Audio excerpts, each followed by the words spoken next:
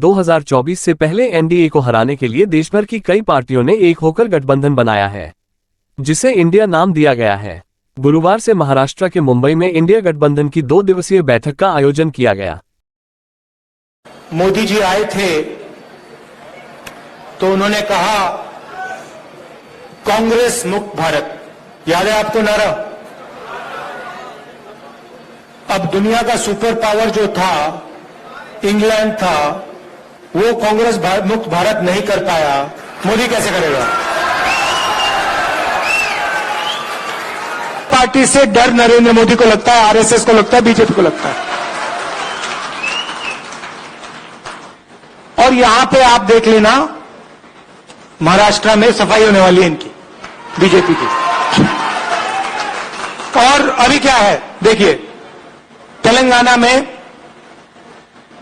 राजस्थान में, मध्य प्रदेश में, छत्तीसगढ़ में, जो कर्नाटक में हुआ है वही यहां होने वाला है। और फिर उसके बाद नेशनल इलेक्शंस में जो इंडिया अलायंस है वो बीजेपी को हराने जा रहा है। चाहे मीडिया कुछ भी कह ले, चाहे हिंदुस्तान के सारे इंस्टीट्यूशंस को कंट्रोल करे, कुछ नहीं फर्क पड़ने वाला है। कांग्रेस पार्टी चुनाव को जीतने वाली है। हमारे जो गरीबों के मुद्दे हैं, अनएम्प्लॉयड है, युवक है, उनके सबके मुद्दों को छुड़ाना है। तो भाइयों, और ज्यादा समय नहीं देता, मेरा समय उनको देकर मैं अपने को बात खत्म करता हूं। आप जोश के साथ रहिए, एकजुट रहिए, और मेरा एक ही आपसे अपील है, जब आप एक होकर लड़ेंगे, आपको हराने वाला कोई नहीं है। अगर आप लड़ते रहेंगे आपस में, अगर आप एक दूसरे से द्वेष करेंगे, आप एक दूसरे से बाजू हटेंगे, तो ये कोई आपको जिता नहीं सकता। जिताना अपने हाथ में है। आपको मालूम है कर्नाटक में कैसा मोदी दिल्ली से आकर गली गली फिरा, तो भी लोग वोट नहीं दिए। बहुत सबको कुछ ना कुछ बोल के भड़कावा, लेकिन कोई उसको देखे नहीं। जिस जिस जगह गया उस जगह हारते गया। तो आपको मैं सबको यही कहना चाहता हूं, मंच पे जो बैठे हैं, नीचे जो बैठे हैं, आप एक हो जाओ। आप देखिए, आज कांग्रेस आगे है सबसे। यहां महाराष्ट्र में कांग्रेस आगे है, सभी तरफ लोग राहुल गांधी जी को देख रहे हैं। जो इंसान कन्याकुमारी से लेकर कश्मीर तक पैदल चला, 4000 से ज्यादा किलोमीटर चला, उसके तरफ सब देख रहे हैं, मोदी के तरफ नहीं देख रहे हैं। मोदी तो झूठा है ही है, तो उसके बारे में कुछ कहना नहीं चाहता। इसलिए आप एक होकर लड़ो। उसी में मेरी खुशी है, उसी में राहुल गांधी जी की खुशी है, उसी में सोनिया गांधी जी की खुशी है। डिस्क्वालिफिकेशन ये किया था मोदी और मोदी के लोगों ने, गुजरात में साजिश करके उनको इतना सताया गया ताकि वो बात ना कर सके और कोई गरीबों की आवाज नहीं उठा सके। अनएम्प्लॉयड यूथ का आवाज नहीं उठाना। मोदी जो आज गड़बड़ कर रहे हैं, जो बड़े बड़े करप्शन कर रहे हैं, ऐसे मुद्दे नहीं उठना। इसीलिए वो उनकी आवाज बंद करने के लिए उन्होंने उनके ऊपर झूठा मुकदमा करके उनको डिस्क्वालीफाई कर दिया। तब इस देश की जनता चुप नहीं बैठी। हर एक आदमी उस दिन महसूस किया कि ये मोदी की सरकार डिक्टेटर सरकार है और इसको सबक सिखाएंगे। और वैसा ही राहुल गांधी जी ने उनको सबक सिखाया फिर से वो पार्लियामेंट में आए, अपनी बात रखे, इसीलिए उनको ऐसा महसूस हो रहा है भाई इतना हम सताने के बावजूद भी, और राहुल जी यहाँ के बड़े इत्मीनान से धैर्य के साथ वो बात कर रहे हैं। और क्या करना चाहिए ये उनका मोदी का मंसूबा है, लेकिन एक मंत्र राहुल जी ने पहले ही दिया था।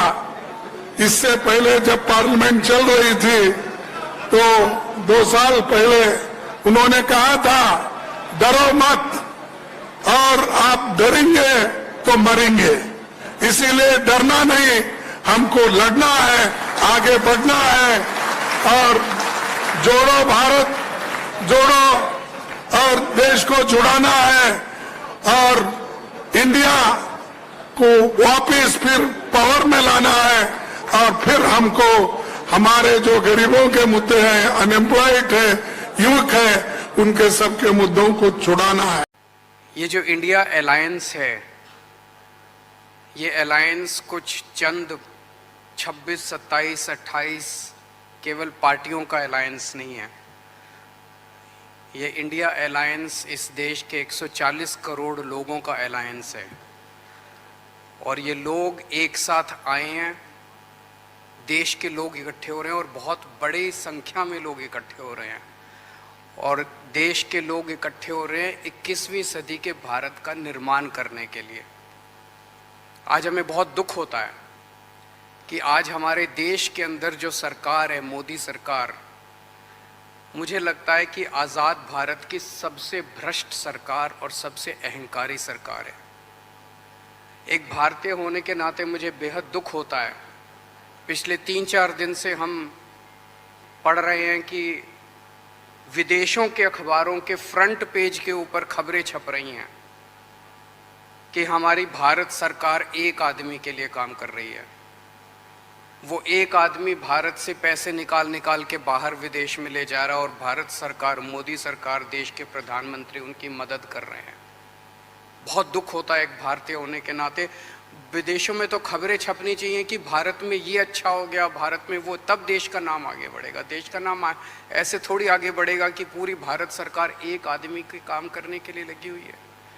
आज हमारे भारत का युवा रोजगार ढूंढ रहा है, पढ़ लिख के BA करके, BCom करके, BSc करके रोजगार ढूंढ रहा है, उसके पास रोजगार नहीं है, और वो जब सरकार के पास जाता है तो पता चलता है कि सारी सरकार एक ही आदमी के लिए काम कर रही है।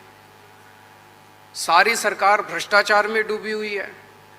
आज हमारे लोगों के घर का खर्चा नहीं चल रहा, लोगों के आमदनी नहीं है, आमदनी उतनी है, खर्चे बढ़ते जा रहे हैं, सरकार के पास जाते हैं, पूरी सरकार एक ही आदमी के लिए काम करने में लगी हुई है। इससे ज़्यादा अहंकारी सरकार आज तक कभी नहीं हुई, और ये लोग अपने आप को भगवान से भी बड़ा समझने लग गए हैं, और जब कोई आदमी अपने आप को भगवान से बड़ा समझने लगता है तो फिर उसका पतन भी जल्दी होता है। मुझे बेहद खुशी है कि इंडिया अलायंस में सब लोग आपस में जुड़ रहे हैं। एक चीज़ मैं देख रहा हूँ, बहुत बड़ी बड़ी ताकतें, अब सबको लगने लगा है कि ये इंडिया अलायंस मोदी सरकार के आने वाले समय में मोदी सरकार के पतन का कारण बनने वाला है। तो बहुत बड़ी बड़ी ताकतें इस इंडिया अलायंस को तोड़ने में लगेंगी, बहुत बड़ी बड़ी ताकतें। पिछले कुछ दिनों से मैं देख रहा हूँ जबरदस्ती क्या दिखाया जाएगा, इसकी उसके से लड़ाई हो गई, उसकी उससे लड़ाई हो गई, जबरदस्ती दिखाने की कोशिश की जाएगी, जबरदस्ती दिखाने की कोशिश की जाए। मैं पिछली 3 मीटिंग अटेंड कर चुका, मैं आपको पूरी जिम्मेदारी के साथ कह सकता हूँ, जितनी अच्छे से और जितने प्यार और मोहब्बत से सारी मीटिंग्स हुई हैं, किसी के साथ लड़ाई नहीं है। और यहाँ पे जितने लोग बैठे हैं कोई पद के लिए नहीं आया, सब 140 करोड़ लोगों के इस भारत देश को बचाने के लिए आए हैं, इसको तरक्की के रास्ते पे ले जाने के लिए आए हैं, कोई यहाँ पे पद के लिए नहीं आया है।